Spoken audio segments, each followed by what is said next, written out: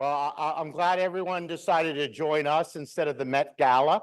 I think we're going to have a fun time tonight just as much. Good evening. I'm Josh Brumberg, the interim president of the CUNY Graduate Center, and it's my great pleasure to welcome you to tonight's celebration of our alumni. I always remind everyone the reason that all of us, whether in the administration or the faculty, have jobs is because of our students, and our students are representatives of what we do and what we do best, which is create the next leaders, whether in academia or in society. And so we're very happy that we can honor a few of them tonight. As a longstanding faculty member at the Graduate Center, I've seen our alumni make contributions not only to New York, but around the world. I'm so delighted to welcome back the alumni who are here with us tonight. As we celebrate the outstanding achievements of 6 of our alumni, I'm also pleased to welcome their friends, family, and our Graduate Center colleagues to today's event. Tonight, we'll be hearing about the careers of a diverse group of alumni whose fields span the humanities, social sciences, and natural sciences. All of them are carrying forward the priorities of the Graduate Center to engage in research and critical thinking that addresses pertinent issues and challenges through their teaching, mentorship, and through that to promote new generations of scholars. Collectively, their work is a testament to our mission at the Graduate Center to generate knowledge that enhances the public good. And I'm so excited that so many of the executive officers and their mentors are able to join and present them tonight. I want to extend my sincere thanks to the alumni who served on the award selection committee. I'm grateful to you for devoting your time in choosing these impressive award winners. They are Bruce Altschuler, Chris Aretnis, Nora Awadala, Herman Berliner, Christopher Burrell, Linda Kamarasana, Lori Dean, Lynn Hill, our Graduate Center trustee, Brian Jones, and Eric Ketchum.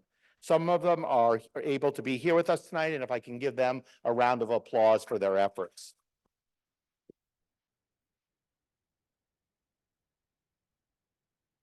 I want to thank in advance our 5 Alumni Award presenters. I'm the 6th, so I won't thank myself, who joined us to honor their graduates from their programs. And a big hello to the live stream audience who are celebrating remotely, but we know they're here in spirit. And now I will turn over the program to my colleague, Provost Steve Everett, to help kick us off with tonight's event. Thank you.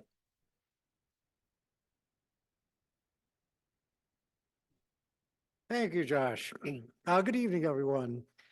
It is my pleasure to take part in a great annual tradition we do at the Graduate Center.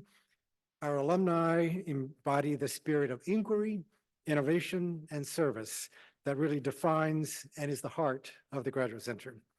Our graduates are not merely recipients of knowledge, but they are creators, collaborators, and motivated leaders who are really helping shape the future of their respective fields and are making a tangible difference to all of our lives. We are thrilled to have the 6 honorees tonight. Tonight, we will start our presentation with the Alumni Achievement Award, which recognizes alumni of exceptional distinction who have made exemplary contributions to their field, demonstrating outstanding dedication and accomplishment. To present our first award is Wayne Koestenbaum, Distinguished Professor of English, Comparative Literature, and French. Wayne?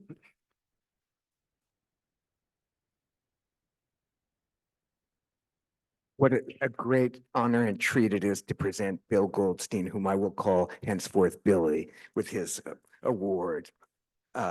Billy Goldstein was never my student while he was here at the Graduate Center, but we befriended each other while he was completing his dramatic dissertation on John Milton under the supervision of Joseph Whitrick. After Billy and I synchronistically fell into each other's orbit, it quickly became clear to me that Billy is one of the most intelligent, charming, eloquent, and gregarious writer-scholars I've ever met. Billy reviews books and interviews authors for NBC's Weekend Today in New York, i.e. he is that rarest of phenomena, the erudite and charismatic TV star. And he was the founding editor of the New York Times Books website. He is now writing a biography, a massive and definitive biography of the writer-activist Larry Kramer, to be published by Crown. What other literary scholar in the world is an expert on John Milton and Larry Kramer?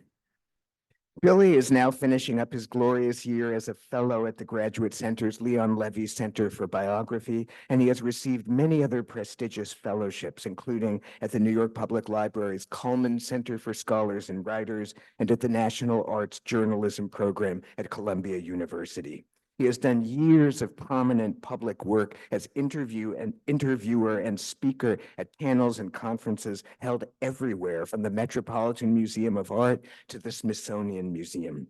He achieved literary renown in 2017 when he published his book, The World Broke in Two, Virginia Woolf, T.S. Eliot, D.H. Lawrence, E.M. Forster, and the Year That Changed Literature. Billy's book was an international critical success and is a bravura performance of innovative literary historical sleuthing and storytelling. To do justice to complex works of modernist literature while writing a captivating narrative account of one year in history is a task that Billy managed to fulfill with an elan and cleverness and imagination that surpassed my greatest hopes for the book, and that earn it a place in literary history as an exemplum of the joint biography, the intricately threaded composite portrait. Billy's prose is a marvel. His sentences are impeccable, stylish, clear, informative, witty, fact-filled, unpretentious, equally transparent and substantial. As writer, as scholar, and as public personality, Billy demonstrates extraordinary powers of affinity for creating an emotive bond with other writers and scholars on the page and in person. I've rarely known anyone with such a gift for cheerfully rapid discourse, such an eager mind, such a knack for understanding how the textures of literature and daily life mingle together to create intangible amalgams and atmospheres. I'm honored now to present him with the Graduate Center's Alumni Achievement Award. Such a great, Billy, I get to hand this to you. Yes, absolutely.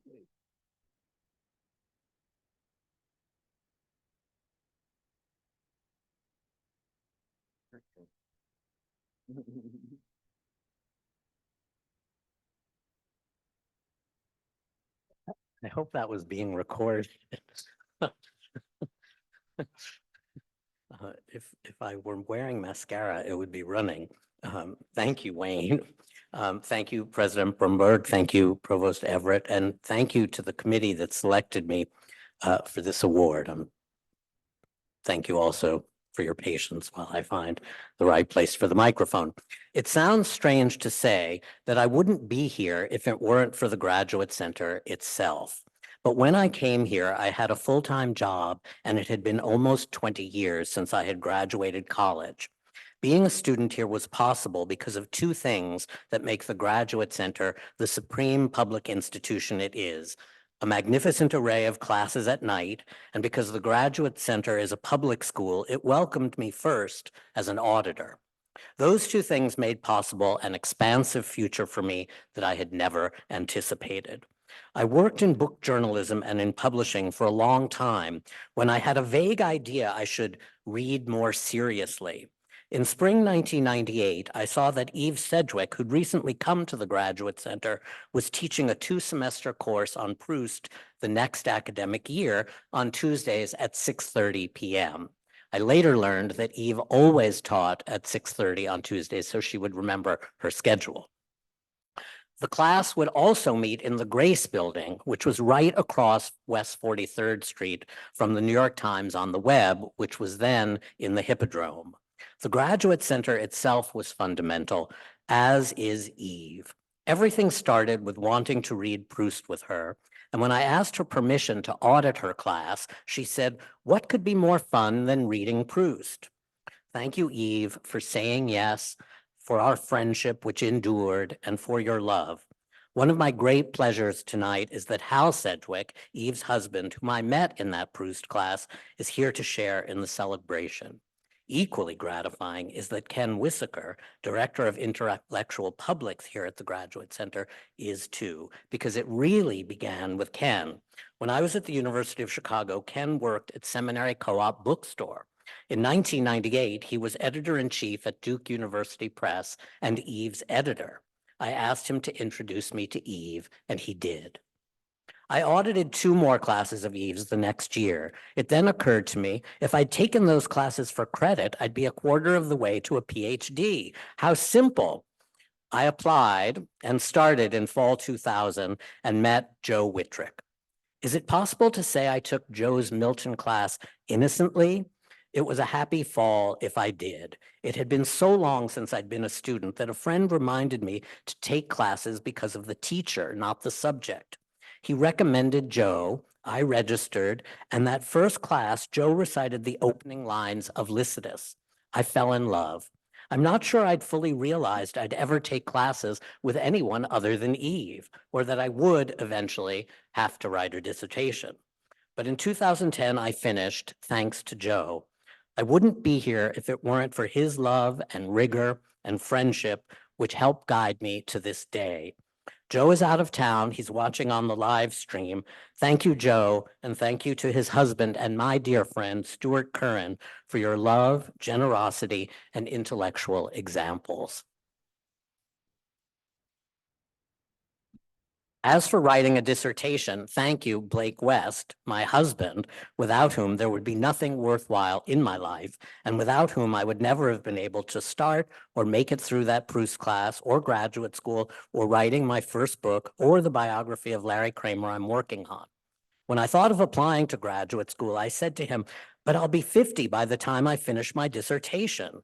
Blake said, you'll be 50 anyway. I love you, Blake.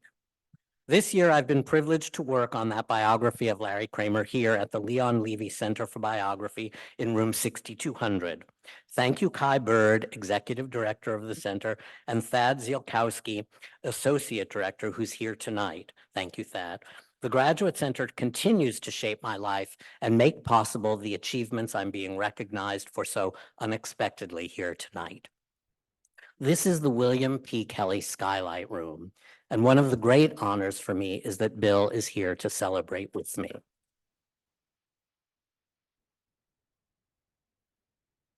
I took Bill's class on Melville my second semester, Talk About a Paradise, to study with Eve Sedgwick, Joe Whitrick, and Bill Kelly in 1 year, and to have them all still as part of my heart and in my life.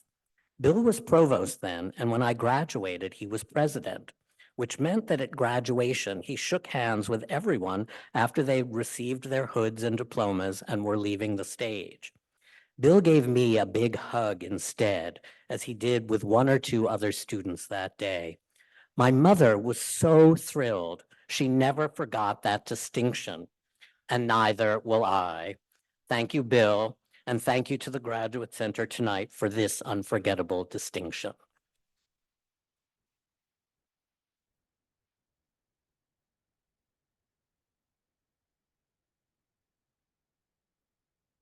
Thank you so much. Wasn't Larry Kramer's first play, the D.H. Lawrence Women in Love? Wasn't that one first? So there's a connection there. That's what I was thinking as you were talking there. All right, so next I want to welcome John Torpey, who is the director of the Ralph Bunche Institute for International Studies and Presidential Professor of Sociology and History, who will present our next Alumni Achievement Award.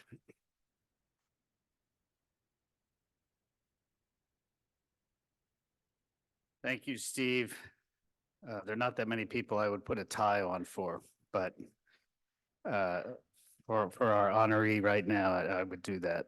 It's my distinct pleasure to present the Graduate Center's Alumni Award to Ambassador Roman Popadiuk for his exemplary contributions to the field of international relations. I'm not going to refer to him as Roman because he outranks me by so many levels. It's not even funny. So we're going to stay on the ambassadorial level. Upon graduating from the PhD program in political science, he pursued a career in the United States Foreign Service, most notably serving as the first U.S. ambassador to Ukraine, and remained committed to research, teaching, and public debate on international affairs. Like many CUNY alumni, his is an immigrant story. He was born to Ukrainian parents in a displaced persons camp in Austria after World War II, and this has informed his career in international cooperation and understanding. He joined the U.S. Diplomatic Corps upon his graduation and gained new insights into how U.S. foreign policy is formulated at the highest levels through his service at the National Security Council and the White House before heading U.S. policy towards Ukraine at a historic moment in time. While his achievement as the first U.S. ambassador to the newly independent country of Ukraine is itself remarkable, I want to emphasize Ambassador Popadiuk's ongoing commitment to the fields of teaching, research, and public discussion of international affairs. And I should add that he's been a great help to us here at the European Union Studies Center, which I'm also director of. In addition to teaching at Brooklyn College while a PhD student, Ambassador Popadiuk taught at the Foreign Service Institute and at the Eisenhower School at Fort McNair. From 1999 to 2012, he was the executive director of the George H.W. Bush Presidential Library at Texas A&M University, assuring that presidential records were available to future research scholars. Even in retirement, he's dedicated to public debate and discussion of international affairs as president of the board of the World Affairs Councils of America, an important national network of citizen forums. Please join me in congratulating Dr. Roman Popadiuk.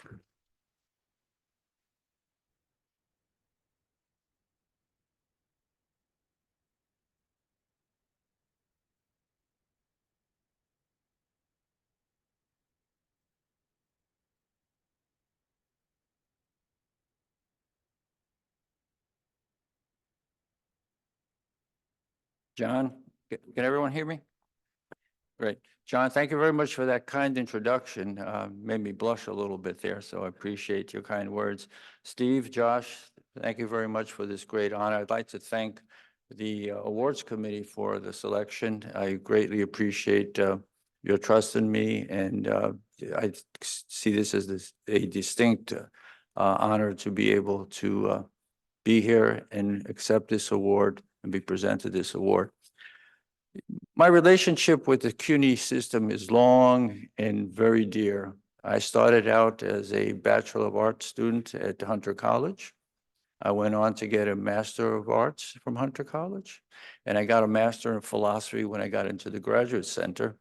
Actually, the Master in Philosophy and the Master's Master in Arts was given to me through the Graduate Center when I was doing my dissertation work here at the Graduate Center.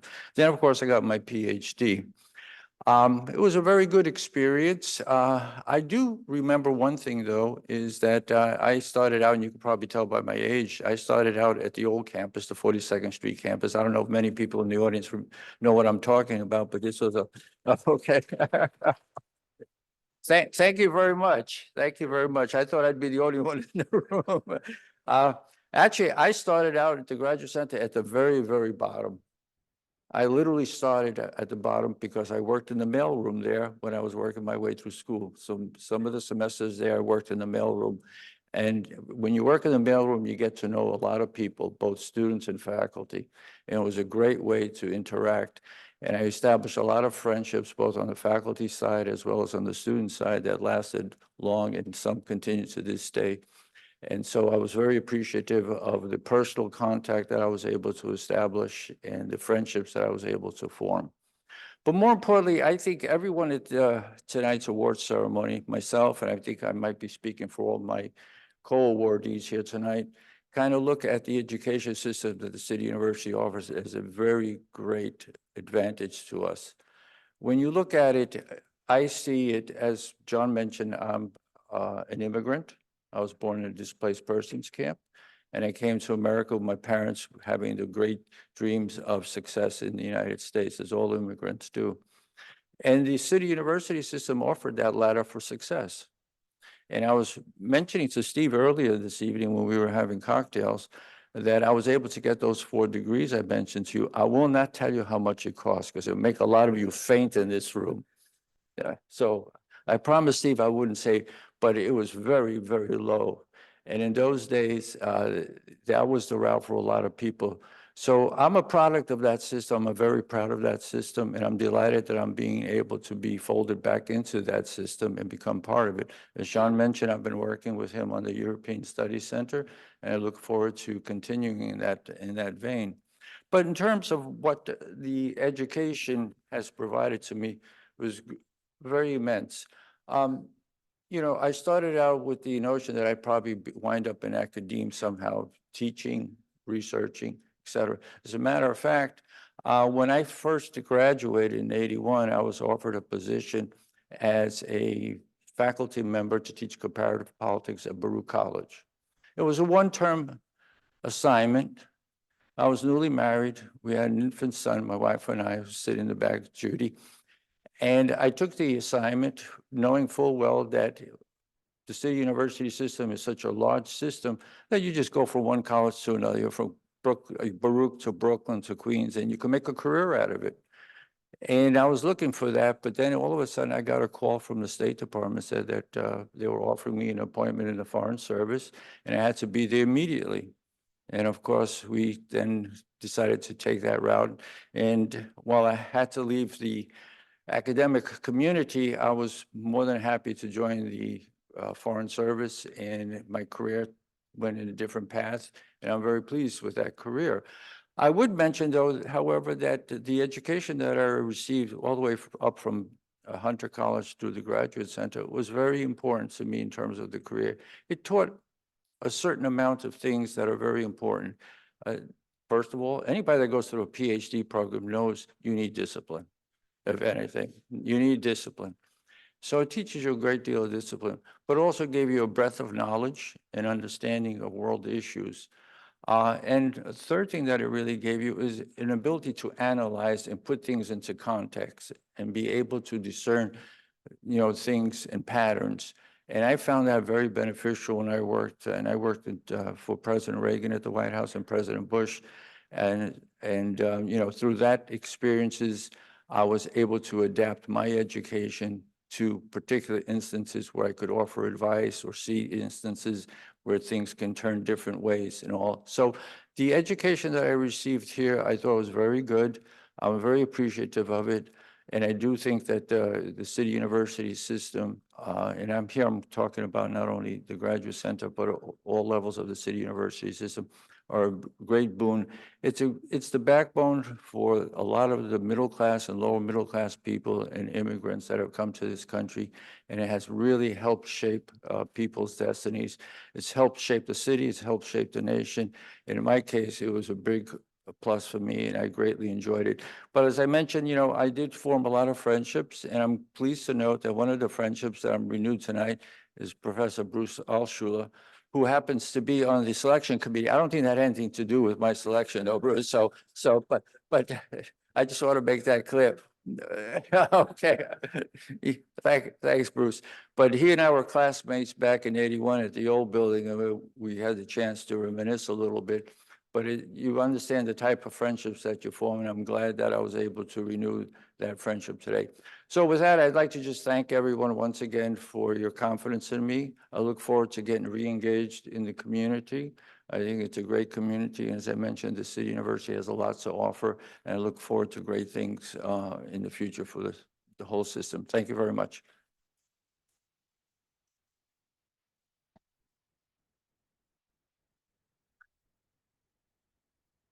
Thank you, Ambassador. Mailroom, I think our students maybe have seen mail once or twice in their life, so. Our next category for recognition is our Gold Awards for graduates of the last decade. These alumni have made significant contributions early in their careers and are promising emergent scholars from a variety of fields. To present the first Gold Award, it is my pleasure to call on Dr. Patricia Brooks, Executive Officer of the Psychology Program. Patty?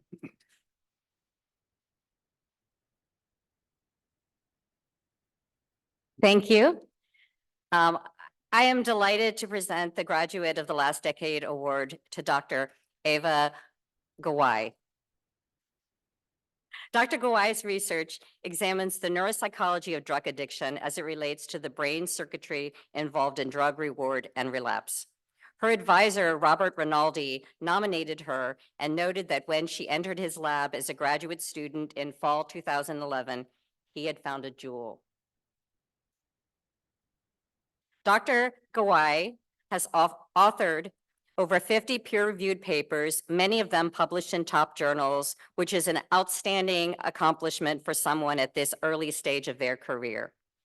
She received the prestigious NIH Women in Science Research Award and an NIH R15 grant for her research. Since receiving her PhD, Dr. Gawai has made herself proficient with whole cell patch clamping, optogenetics, RNA scope, and other cutting-edge techniques, which distinguish her as an innovative researcher in the field of neuroscience. Dr. Gawai's research is impressive in its innovative experimental design, merging highly sophisticated behavioral and neuroscience techniques. She held postdoctoral fellowships at the NIH National Institute on Drug Abuse and at Binghamton University. She serves as an assistant professor of neuroscience and psychology at Colgate University, where she is developing a world-class research program and mentoring young students. It is my great pleasure to recognize Dr. Gawai's important research with this award.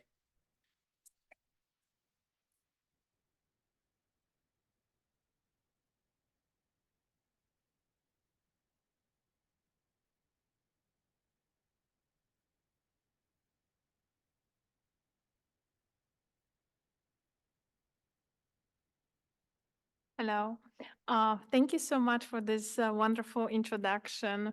It is my great honor to be here. I would like to express my great gratitude and appreciation for everything that the Graduate Center, my wonderful professors did for me. I am immigrant from Poland. When I came to the United States in 2001, I barely spoke English. I could not understand even what people were saying. So I had to take little steps, and I started to work as nanny with little kids who were 3 years old. They completely didn't care about my English. And it just worked for me because they used 3-5 word sentences. And slowly by slowly, I learned English and I decided to go to college, which was one of my first achievements here. I come from a working class. My parents were just blue-collar workers. My dad was a coal miner and my mom was just a bookkeeper.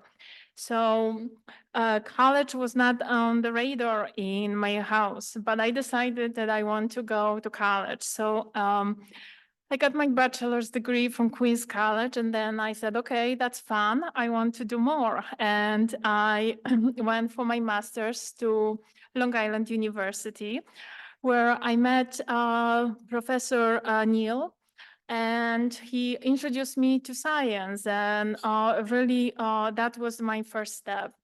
So then in 2010, I had this crazy idea that I want to be a scientist. So I knocked down on many, many different doors, and I was turned down. Some people just didn't have room. Some people were retiring. Some people were leaving. So I was losing hope. And my last chance was knocked down on to Robert Rinaldi's door. I asked him, I emailed him, excuse me. He was not replying right away. It was a long 3 days of waiting. But finally he did, and we met, and I said, I want to volunteer in your lab. So I did. And then back then I was too intimidated even to think about PhD program. I just was volunteering and having fun in the lab. And I think there was something in me. I don't know exactly what he saw, but he thought that I'm great and that I should pursue PhD program. So I applied, and this is where my journey began. I have to say that first year, it was very hard and rough for me. I had 6 failed consecutive projects, one after another, negative datas, negative datas. I was about to give up. I wanted to cry. I was so emotional. I said, like, this is not for me. It's just not working. So Robert, of course, said, okay, just go home, don't make any decisions today, and we will talk next day. And that was the best advice, right? I didn't expect that, but it was just the best advice he could give me. So I returned next day angry, like I was really angry, like this is not working for me, what am I supposed to do? But then I came up with the plan. I said, okay, because of my 6 failed projects, I cannot work on one project at a time. I want 4 projects. He thought that I was crazy, but yes, I was running 4 projects. I was coming to the lab at 5 a.m. in the morning. It was so dark. Nobody was in the building, just the security guys. And luckily, those 4 projects worked. So that gave me a booster to continue. And then I just, because I liked science, I continue and did work on more projects. So together with Robert, we published 21 papers. We are still collaborating. And he's been a wonderful mentor to me. He taught me how to think as a scientist, how to design the study with proper controls, think about all alternative possibilities, how to write. I mean, he's an amazing, amazing writer. And because of these experiences, I really got a opportunity to do a postdoc at first at Binghamton University, where I learned electrophysiology. Yes, I was recording from single cells neurons in the brain. It was just amazing experience. And then I moved to National Institute on Drug Abuse, where I basically, again, said, okay, this is just my opportunity to maximize my time here. And just like here at Queen's College, I was working on multiple projects. Many people just didn't want to come to the lab on weekends, but I said, well, that's great. More equipment available for me. So we can just maximize that. And then because of all these experiences, I was able to find a fantastic position at Colgate University. So he was a very important person in my life who really shaped my career, but he was not the only one. It all really started with Professor Carol Pitta. When I started volunteering in the lab, I wanted to also take some classes. So I took behavioral neuroscience with her, and that was really a trigger where I switched from psychology to neuroscience. I'm very thankful for her. She really taught me how to do immunohistochemistry, how to use microscope. Wonderful, wonderful professor. I also would like to acknowledge Anil Chako. He was one of the memorable professors of mine. He taught me ethics and made me realize that not everything is white and black in life and in science. And sometimes we have to make those decisions that are so hard to make, and there is always this gray area. So I'm very thankful for his class. And then I wanted to also thank Dr. Richard Bodnar, who taught me neuroanatomy so well. I loved his class so much that I took it twice. And And this really helped me then to envision different circuitries in the brain and how different areas are connected. And now I proudly show the brains to my students and tell them all about wonderful structures. And then I also want to thank Dr. Brumberg, who was my professor of neurophysiology. Because of him, he gave me foundations, and then in Binghamton, I was able to learn electrophysiology and record from the single neurons. So my experiences in the graduate center were nothing but wonderful. I got the best education, the best mentoring that I could ask for. So thank you very much for everything.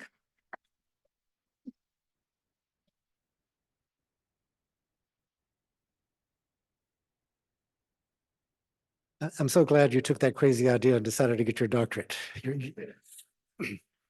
I would now like to welcome Acting Executive Program Officer and Presidential Professor of Sociology, Phil Kasinitz, who will present our next Gold Award.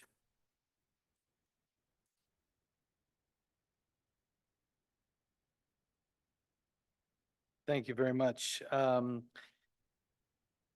here to present the Gold Award to Dr. Alexandrea Ravenelle, who's an assistant professor of sociology at the University of North Carolina at Chapel Hill.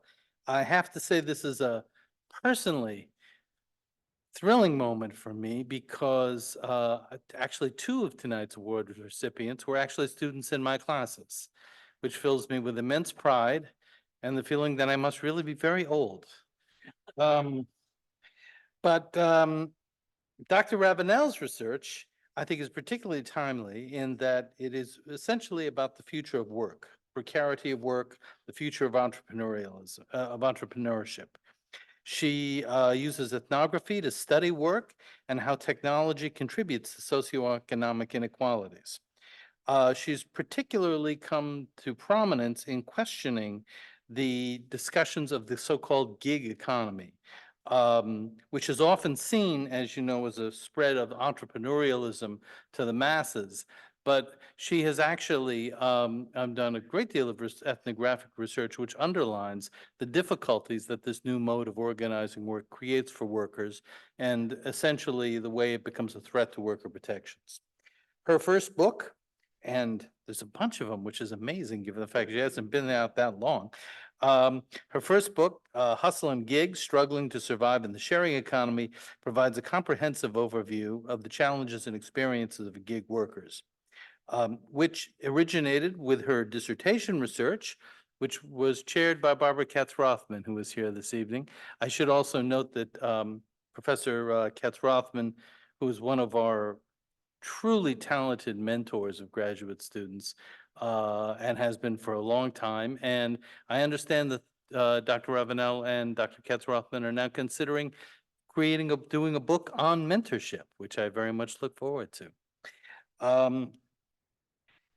Dr. Ravenelle's second book, Side Hustle Safety Net, How Vulnerable Workers Survive in Precarious Times, was an NSF funded longitudinal study of the impact of COVID-19 and gig workers and low-wage workers in New York City. And she's currently completing her third book. Was it 2017 you got out of here? 18? Damn. She is currently completing her third book called Short Gig, Long Haul, and is working on this as a visiting scholar at the Russell Sage Foundation, which is a prestigious appointment that's limited to 18 social scientists every year. So we are very pleased to honor Dr. Ravenelle, her research, and her work on the shifting nature of our current workplace economy.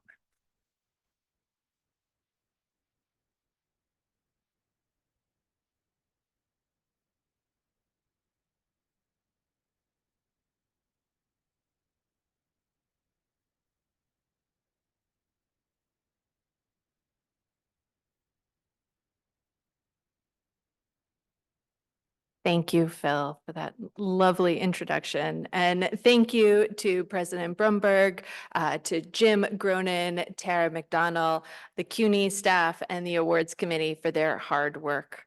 I am so incredibly honored to have been selected for the Graduate of the Last Decade Award. And it is especially meaningful for me to be honored in this way by the GC, by an institution that has truly changed the direction of my career and I would say even my life. It took me 3 tries to get into a doctoral program. I first applied when I finished my master's degree in the early 2000s, and then again at the start of the Great Recession.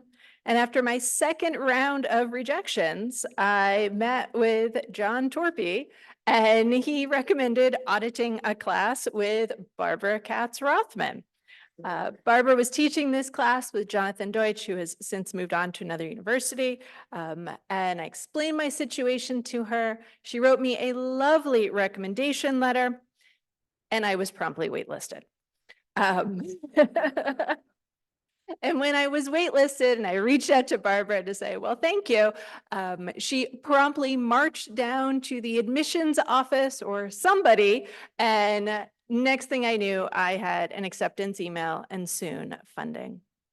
Some alums, many alums, say that they couldn't have gotten through their dissertation without their advisor, and that's certainly true for me.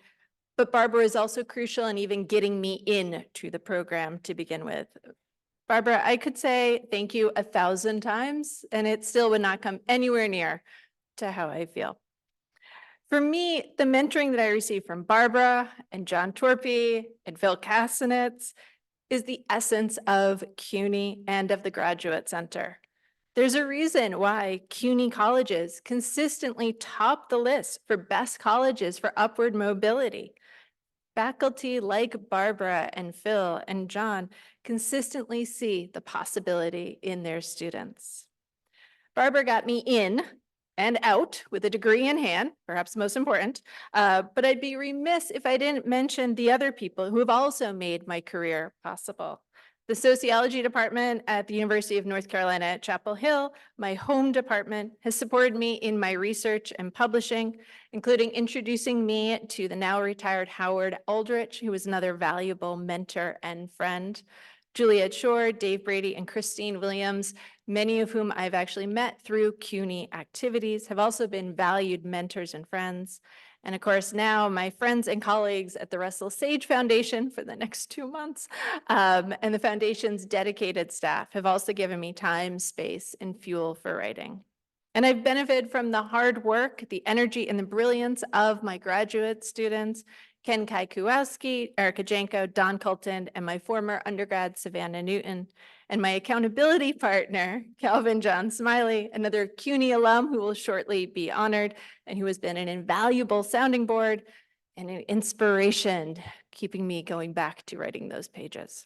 And on a more personal note, getting through a dissertation and the assistant professor years after also requires a network of loved ones to root you on when you just want to quit and open up a cupcake shop. And I don't even make cupcakes very well. I owe a debt of gratitude to my parents who encouraged my early writing career, even buying me a typewriter because I'm older. My aunt, Diane Lefevre, who has never stopped believing in me and trying to sell my books to everyone on the planet. And my in-laws, even Virgil Duncan, who are constantly rooting my family on. Now I'm going to get teary-eyed. My kids, Anna and Jacob, have been patient with the hours of writing and interviewing that goes into doing an ethnography. And their hugs and cuddles are the best thing ever. I love you guys so much. And my husband, Sam Duncan, is my first listener for every difficult interview and my first reader for every book chapter. He keeps me in coffee and out of use coffee cup clutter, which is especially important given my desk. I love you all. Thank you very much.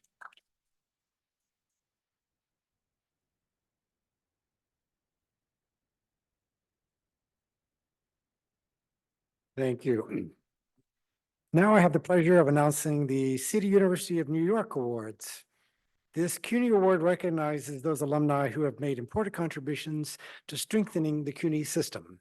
Tonight, we honor two recipients. First, for our award, I turn back to Interim President Joshua Brumberg.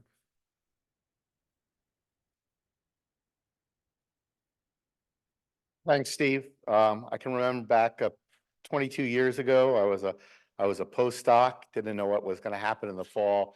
And I got a fateful phone call from our next award recipient offering me a position as an assistant professor in the Department of Psychology at Queens College. And so for that, I'm ever grateful. And of course, all the people here now are forever mad at Rich for making me lead to the trajectory that led me to here tonight. So for Rich, it's been an incredible journey.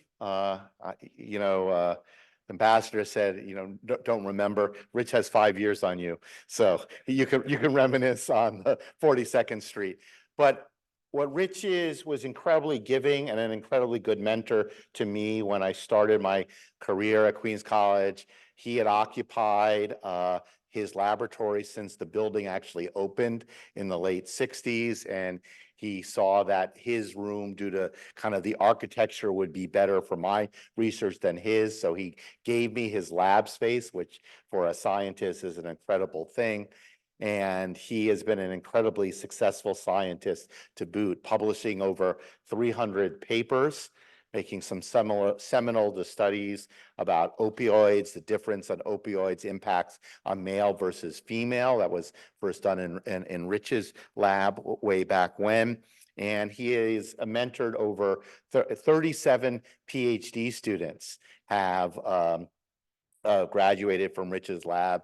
And I was so happy that Ava mentioned the neuroanatomy course, which is legendary in the annals of neuroanatomy in New York City. There are very few clinical neuropsychologists or neuroscientists in New York who haven't taken Rich's neuroanatomy course over the past 45 plus years. Rich really emphasizes when he said to me, CUNY is the art of the doable, and he's been doing it very well his entire career. And a little bit of a vignette is one of the things that Rich and I would fight over. We both very much appreciate baseball. Rich, for some reason, likes a team up in the Bronx. I like a far superior team up in Beantown. And when I first got to Queens, it was right in the beginning of the Yankees' unfortunate run. And I remember when October 2003, it's about 1 a.m. I get a call because he goes, Aaron bleeping Boone, and then hangs up. And then fortunately, the next fall, Rich and I were at a meeting in San Diego. And we wanted to see the World Series, so we were flying on a red eye back to Queens. We go out to the airport, the San Diego airport. Apparently has a rule, if your flight doesn't leave within 3 hours, they don't let you go through security, or at least that's what they did in 2004. So I called my dad, who put the phone next to the radio station in New York, and we listened to it. And then we finally got through, and we saw the last out. And of course, I could say to Rich, "Who's your daddy now?" So that was one of my great thrills, but it's an even greater thrill to award Rich this award. Congratulations, Rich.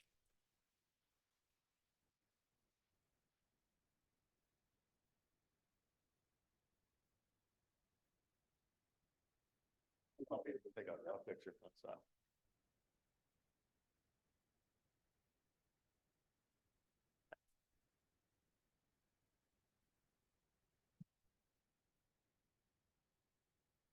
I have a one-page piece of paper because I'm limited to 3 minutes.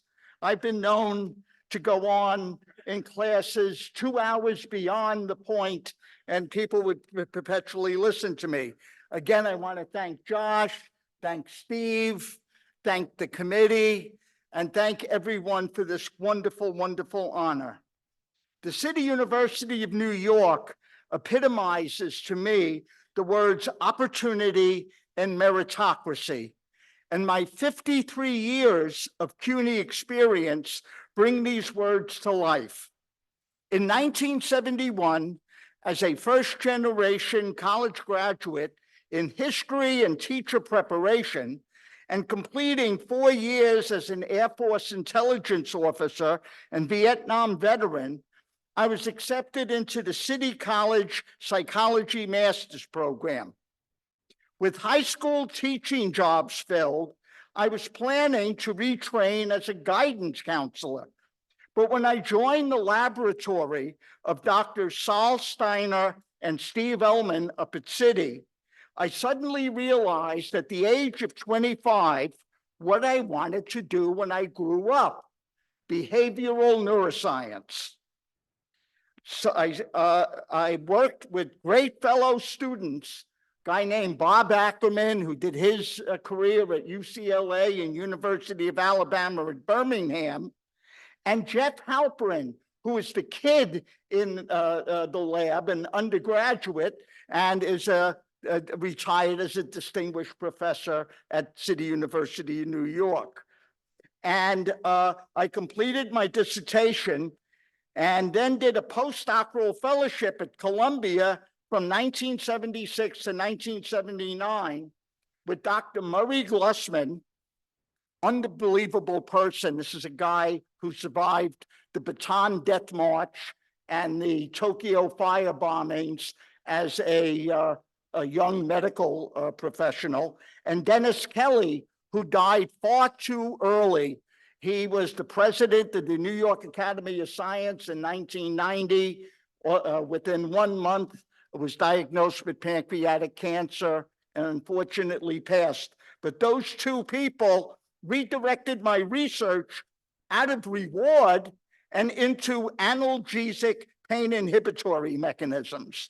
So I'm always thankful for that. Also, a very, very important thing in my sojourn at Columbia was my meeting and joining with the most important person in my life, my wife, Carol Greenman. So in fall 1979, I began my academic career in the psychology department at Queens and joined the neuropsychology doctoral subprogram at the Graduate Center. I started teaching my neuroanatomy course that has been mentioned a couple of times here, and continue to do it even in this past year. In fact, I'm doing an undergraduate version in the fall. God bless those poor people. But anyway, I opened my research lab immediately, attracting eager graduate and undergraduate students. Two of the people that happened to walk through my door was a guy by the name of Jeff Cordauer and a guy by the name of Don Simone. You can go and look them up and see the incredible careers that they have had. So I'm just totally blessed.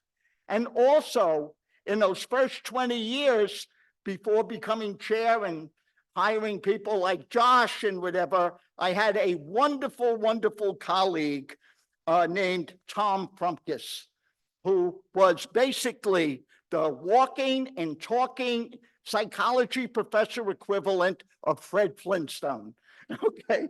But an incredible, incredible scientist.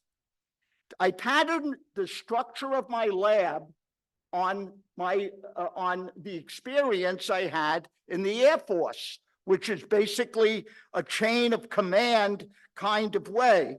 And doing that, I was able over the last 45 years to produce 37 PhDs, over 25 master's theses, and over 150 undergraduate honors things, where we basically all shared co-authorships on now over 330 peer-reviewed publications.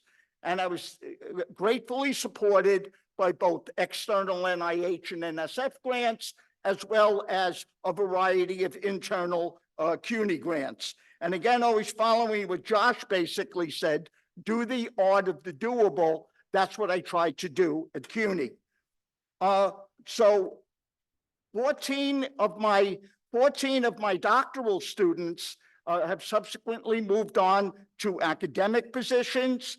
10 attained clinical neuropsychology and clinical positions, 5 attained medical school and research institute positions, and 6 attained pharmaceutical and biotechnology positions. Many of my undergraduates went on to careers in medical, biotechnology, and legal fields. But the major thing about doing research and whatever is the wonderful thing of collaboration, not only with my students, but with other professional colleagues, particularly Dr. Gavril Pasternak, who was at Memorial Sloan Kettering Cancer Center, and Dr. Tony Sclafani, who is a distinguished professor at Brooklyn College. With both of them, I have collaborated over 40 articles in each with one of them. Also, my academic and family lives informed each other with the 2 other loves of my life, my son, Nick, who's back there right now, and my other son, Ben. So raising 2 children and teaching at the same time really gave me an awful lot of information.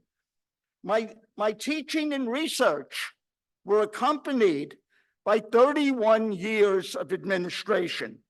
So it was 6 years as neuropsychology doctoral subprogram head, then 10 years as psychology department chairperson, then 8 years as Dean of Research and Graduate Studies, and then 7 years, I know with a number of people in this room, as the EO of the Psychology Doctoral Program. Boy, was I happy when I stepped down from there. But in any case, I finished that at the end of June 2023. But my 10 years as chair allowed me to hire 18 psychology faculty, including neuropsychologist Nancy Foldy, Josh Brumberg, our new GC president, hopefully, Dr. Alicia Alvaro, our CUNY Vice Chancellor for Academic Affairs, the Hunter Distinguished Professor Sarit Golub, and such fellow members as Robert Rinaldi, Carolyn Pitta, Claudia Brumbaugh, and Justin Storbeck. I am also fortunate to have current colleagues like Jim Fan, Yoko Nomura, Jeff Beeler, Veronica Hinton, and now most recently, one of my former graduate students, Joe Cataldo, is now my colleague. So I close with opportunity and meritocracy, meaningful words in a wonderful career and family life, allowing me to pay it forward. Thank you.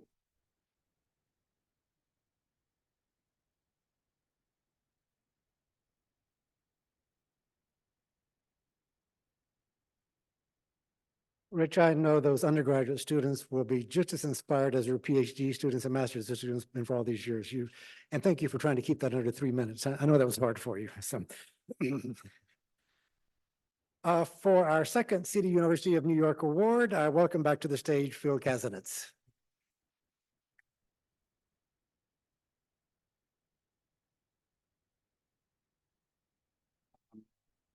Calvin John Smiley, my colleague in sociology and assistant professor of sociology at Hunter College, is the recipient of this award.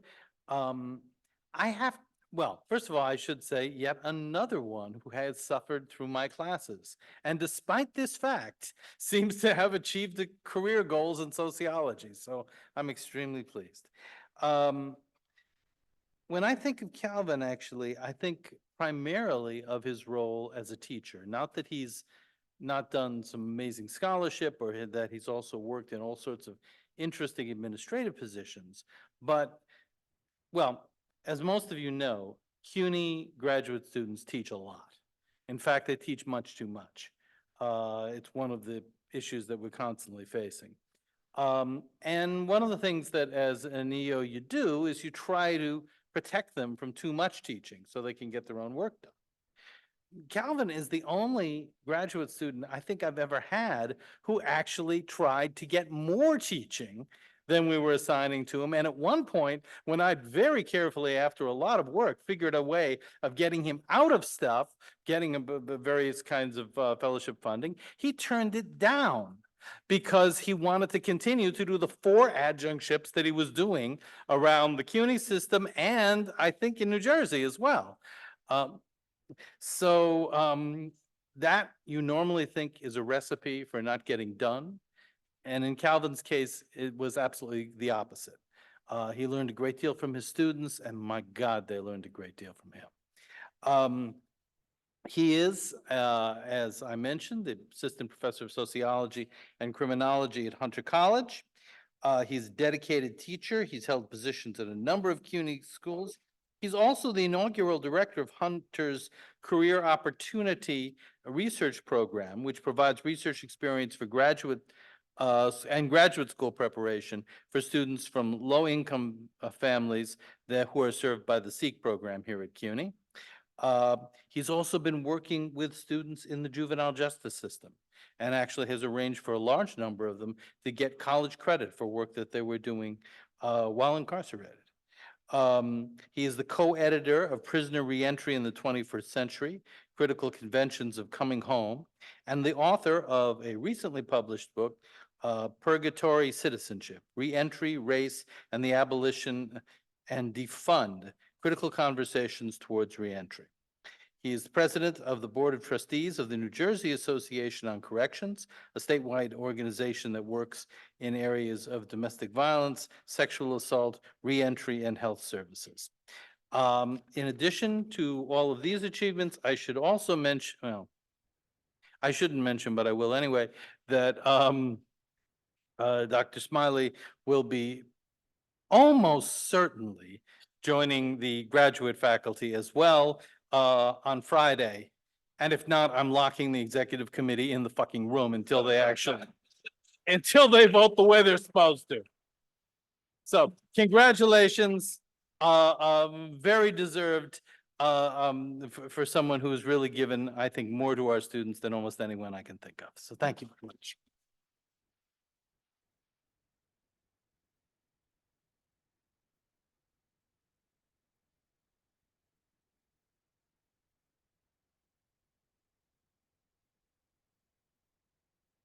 One minor correction, it's associate. I am associate. Yeah. Yeah. Yes, it had happened. Thank you. Thank you, everyone, and I won't hold us too long. But again, good evening, everyone. Congratulations to my peers for receiving their respective awards and learning about the amazing contribution they have made to their fields. I want to thank the committee. I want to thank CUNY. I want to thank the Graduate Center. I want to thank all of the faculty in attendance. I also want to say a special shout out to my home department, sociology at Hunter College. I want to shout out the Graduate Center Sociology Department, my dissertation committee, which consisted of Dr. Juan Battle, Lynn Chancer, David Brotherton, and the late Jock Young. And I also want to take a moment to again shout out my accountability partner, Dr. Alexandrea Ravenelle. And I also want to send a special shout out to my wife, Maria, and my mother, Cheryl, both who are here with us this evening and who have continued to support all of the work that I do. I was admitted to the Graduate Center in the spring of 2009 after also being waitlisted and having already been admitted to another program. A mentor encouraged me to visit the GC. To note, neither program that had admitted me provided me with any funding. In some, if I was going to graduate school, I was going to have to pay for it. My first meeting of the day was with Professor John Torpey, and we had a wonderful conversation about Alexis de Tocqueville's Democracy in America. Unbeknownst to me, Professor Torpey is a huge de Tocquevillian. At least that's how it came off. Later that afternoon, Professor Torpey told me, quote, "I got your tuition covered." Finally, I met with Professor Juan Battle, who later became not only a mentor, advisor, dissertation advisor, but he also married my wife and I. So when I met with him, he asked, quote, "Where else did you get in?" And I informed him of the school, and he hit a few keystrokes on the computer and turned to me and said, quote, We are ranked higher, so I'll be seeing you in the fall. Anything else? So that was my introduction to CUNY and the GC, a place where people made things happen and where they were straight to the point. I come from a tradition of teaching, as my mother was an urban educator for 46 years, and my wife, also a proud CUNY Hunter alum, is in the field of counseling. CUNY students are special. I often think of an introduction to sociology class I taught that had an older white male student who had enrolled in CUNY classes after being laid off following the financial crisis and had a career on Wall Street. Also in that class was a 23-year-old Black man from the Bronx who had been recently released from state prison only months earlier after serving just shy of 2 years in prison. One class, we had two men from opposite worlds, but found commonality through CUNY. Since 2021, I've worked with incarcerated youth in New York City, and up to that point, I had only worked with adults, but saw this as an opportunity to continue my philosophy that, quote, theory without praxis is nonsense. Since that time, I've worked to expand restorative justice programming and bringing college learning to youth facilities, and currently working on increasing the number of courses offered, with my goal to turn our juvenile facilities into a CUNY college campus. CUNY has taught me the importance of ensuring that every New Yorker, regardless of resident status, legal history, or other social factor, should be an impediment to receiving an education. Finally, CUNY has taught me that this is a place where we fight for our students, faculty, and staff. We are not just the largest urban university system by chance, but because of the concerted effort to make college available to all New Yorkers and others who've come to this city. That is why I would be remiss if I did not close my remarks without acknowledging the troubling events that took place a week ago at City College. Students across the country have been leading protests in the wake of human devastation. Many university systems have responded with violent attacks on their students. In the first 5 days of the CUNY encampment, which I had been, I saw nothing but love, solidarity, and mutual aid, showing another world is possible. We've seen a university and college that listened to students, did not militarize the police, and have begun negotiating processes. Therefore, I implore CUNY to drop the charges against the students and come to the table and not send CUNY security goons or fascist NYPD after them. And as a faculty who is receiving an award, as someone who has devoted his life to teaching and working for CUNY, I take seriously the protection of all of our students. Thank you.